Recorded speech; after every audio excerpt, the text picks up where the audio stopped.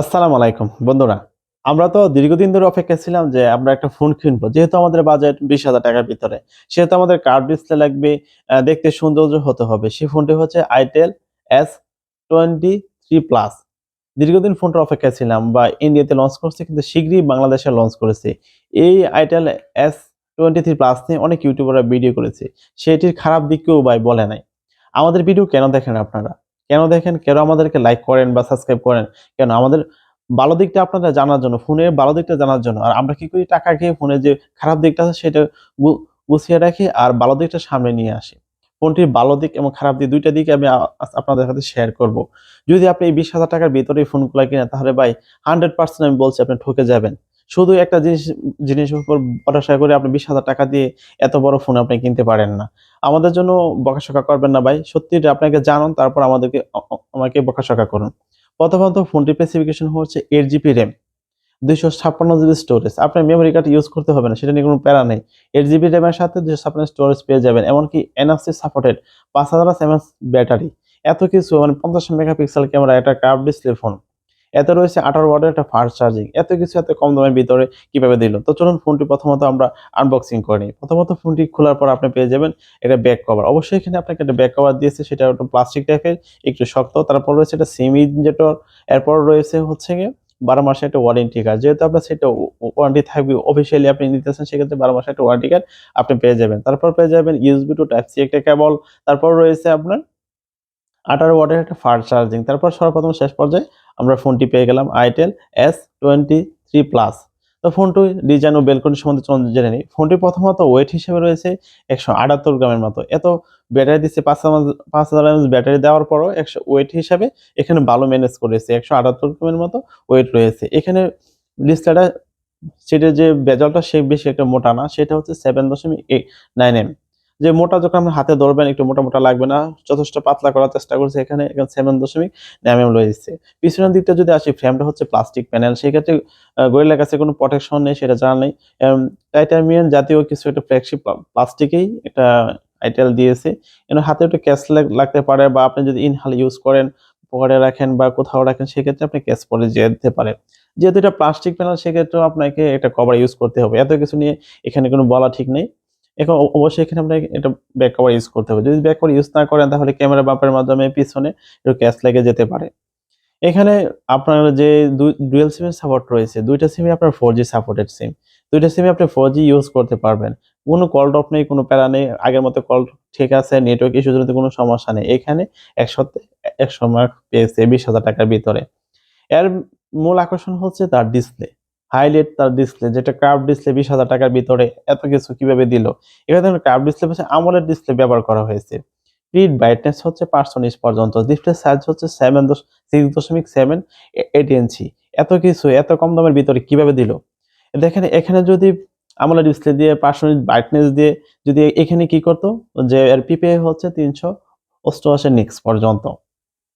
এখানে refresh rate দিয়ে দিত, হাই রিফ্রেশ রেট দিয়ে দিত আপনার 60 হার্টজ বা 90 হার্টজ দিয়ে দিলে ভালো হতো বা ১০০ রিফ্রেশ রেট দিয়ে ভালো হতো। যেখানে এখানে AMOLED ডিসপ্লে ব্যবহার করা হয়েছে, সেক্ষেত্রে এখানে রিফ্রেশ রেট দিলে সবথেকে বেস্ট হতো। ডিসপ্লে নিয়ে আমার কোনো অভিযোগ নেই, কোনো প্যারা নেই। এই বাজেটের ভিতরে যখন আপনি মুভি দেখতে যাবেন বা মুভির বাদে হলিউড বা বলিউডে কোনো মুভি দেখবেন, যেটা যে সেক্ষেত্রে আপনার কোনো প্যারা থাকবে না।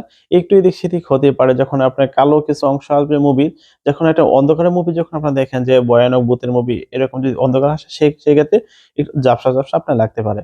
এখানে মূল পয়েন্ট হচ্ছে এখানে আপনার ডিসপ্লের দিকটা হচ্ছে গোয়েলা গ্লাসের ফাইবার প্রোটেকশন রয়েছে। এখানে যেহেতু গোয়েলা গ্লাসের ফাইবার প্রোটেকশন দিয়েছে, সেক্ষেত্রে আপনাকে কি করা উচিত ছিল? Itel এর এখানে হাই রিফ্রেশ রেট দেওয়া উচিত ছিল। সবথেকে বেস্ট থাকতো।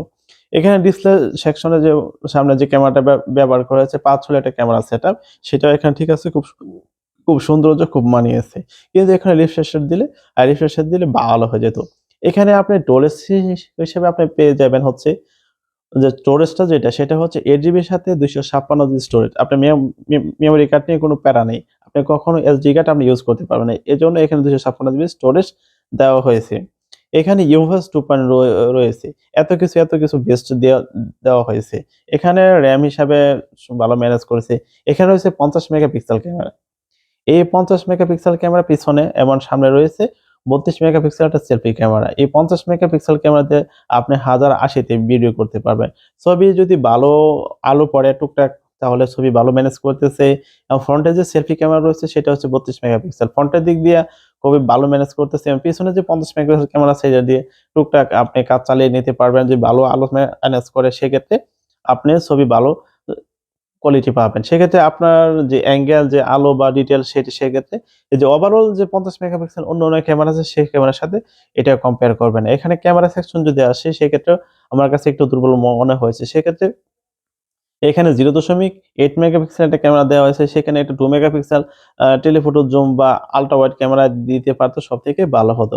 এখানে যদি আপনি পিছনের ক্যামেরা দিয়ে যদি আপনি ভিডিও করেন সেক্ষেত্রে আপনি 1080 তে ভিডিও করতে পারেন। যে ক্যামেরার যে সিস্টেমটা আছে সেটা আপনি টুকটাক ঠেলে দেখায় আপনি চালিয়ে নিতে পারেন।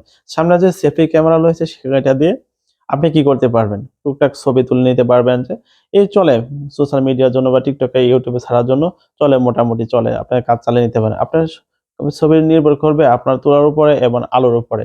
যে অন্ধকার আছে একটা ছবি তুলে দিলাম আইফোনের মতো, স্যামসাং এর ক্যামেরার মতো তাহলে ভাই হবে না। এখানে ক্যামেরা দিক দিয়ে একটু দুর্বল রয়েছে। এখানে রয়েছে 5000 এমএএইচ একটা ব্যাটারি। এই 5000 এমএএইচ ব্যাটারি দিয়ে আপনি অনায়াসে ৭ থেকে ৮ ঘন্টার মতো আপনি ব্যাকআপ পেয়ে যাবেন।